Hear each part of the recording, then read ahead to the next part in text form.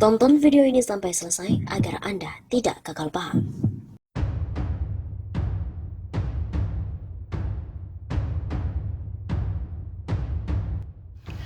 Sobat 651 Safa, kembali lagi bersama dengan kami untuk mengulas fakta-fakta perpolitikan dan juga informasi terkini di tanah air. Ternyata anggota DPR jadi golongan paling malas melaporkan harta kekayaan. Ternyata anggota DPR jadi golongan paling malas dalam melaporkan kekayaan. KPK mengungkap kepatuhan pejabat negara dalam melaporkan laporan harta kekayaan penyelenggara negara atau LHKPN tahun 2021. Hasilnya, anggota legislatif yang paling rendah melaporkan LHKPN dibandingkan pejabat negara lainnya. Komisioner KPK Alexander Marwata juga mengatakan jumlah LHKPN yang sudah dilaporkan dan datanya lengkap mencapai 356.310 orang. Dari jumlah tersebut, jumlah anggota legislatif yang patuh melaporkan LHKPN mencapai 92,89%. Adapun urutan dari masing-masing sektor dapat disampaikan di bidang legislatif 92,89%. Kata Alex dalam rapat kerja dengan Komisi 3 DPR RI pada Rabu 26 Januari. Sementara yang paling patuh melaporkan LHKPN yaitu yudikatif sebesar 97,74%, disusul BUMN dan juga BUMD sebanyak 96,84% dan eksekutif 94,11%. Jadi rata-rata keseluruhan dari pejabat negara yang sudah melengkapi laporan adalah 94,47%. Sementara data dari KPK, jumlah wajib LHKPN tahun lapor 2020 sebanyak 377.184 sampai dengan tanggal 31 Desember 2021. Jumlah yang sudah melaporkan mencapai 367.187 laporan. Selain pendaftaran, KPK juga melakukan pemeriksaan LHKPN. Alex mengaku jumlah LHKPN yang telah diperiksa pihaknya sepanjang 2021 mencapai 401 penyelenggara negara. Rinciannya, 192 laporan hasil pemeriksaan atas permintaan internal. Menurut Alex, hal ini biasanya terkait dengan penindakan dan juga proses seleksi pengembangan perkara. Selain itu, 209 LHKPN diperiksa dari penyelenggara, meliputi kepala daerah, direksi BUMN atau BUMD, dan juga penyelenggara kementerian.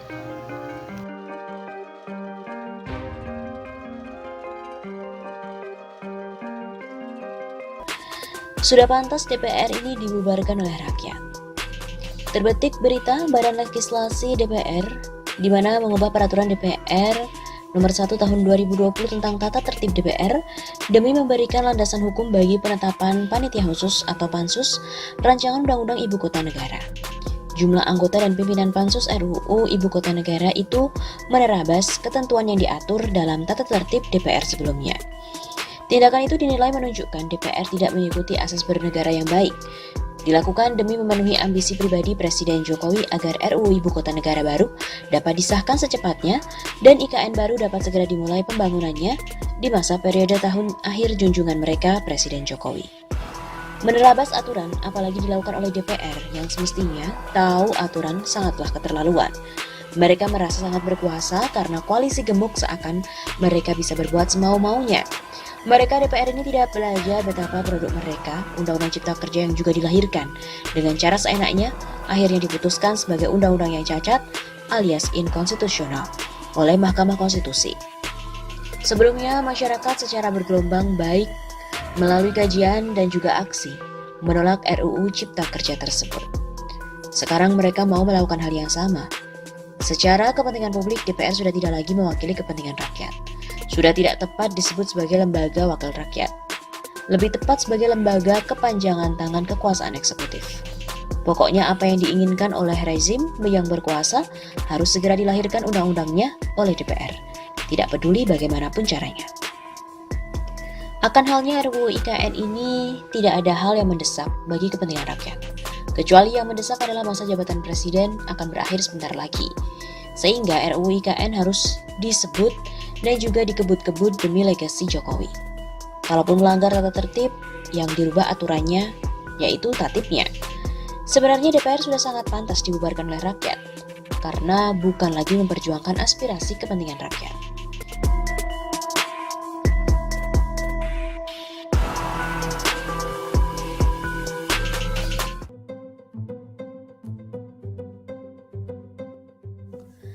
Memang kalian itu pantas disebut tak baik.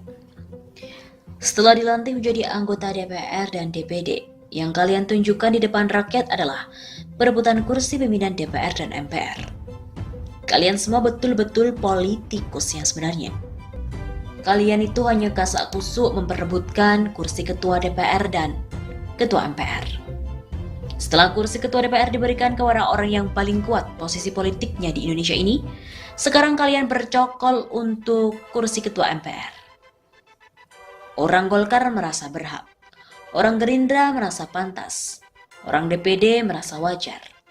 Berhak, pantas, wajar menduduki kursi ketua MPR. Kalian saling sikut, lobby sana, lobby sini.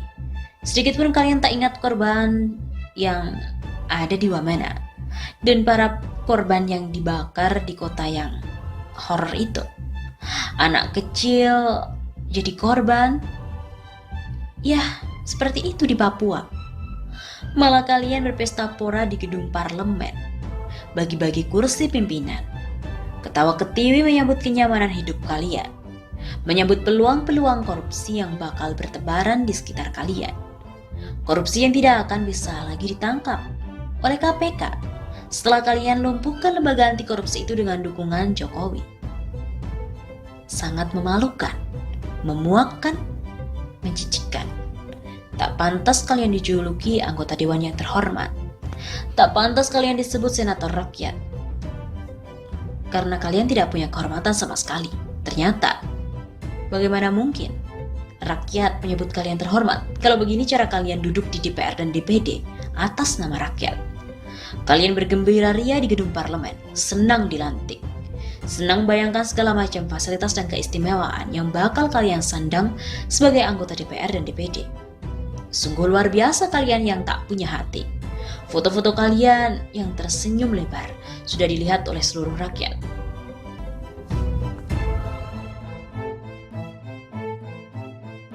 Duit semua naik sampai 26,46 miliar rupiah gaji dan juga tunjangan anggota DPRD DKI Jakarta dibandingkan tahun 2021. Naik hingga 26,46 miliar rupiah gaji dan juga tunjangan DPRD DKI Jakarta dibandingkan tahun kemarin.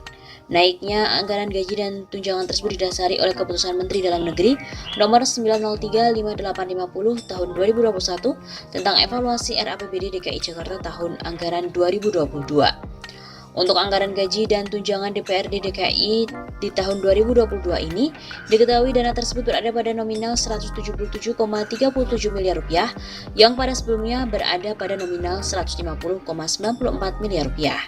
Kenaikan anggaran yang paling signifikan terlihat pada tunjangan perumahan yang sebelumnya berjumlah 76,92 miliar rupiah pada tahun 2021, kini naik menjadi 102,36 miliar rupiah untuk anggaran tunjangan perumahan di tahun 2022. Dengan demikian, apabila dikalkulasikan jumlahnya dengan jumlah keseluruhan anggota DPRD DKI, maka setiap anggota akan menerima tambahan tunjangan perumahan sebesar 80 juta rupiah per bulannya. Selain anggaran pada pos perumahan, kenaikan juga tercatat pada pos anggaran lain, seperti pada pos anggaran belanja tunjangan komunikasi intensif pimpinan dan anggota dewan yang naik sebesar 636 juta rupiah dari pos anggaran di tahun 2021. Selain itu, tunjangan reses DPRD DKI Jakarta juga naik hingga sebanyak 159 juta rupiah dari anggaran di tahun sebelumnya. Di bawah ini, kami menyajikan rincian alokasi anggaran hak keuangan dan administratif DPRD dalam RAPBD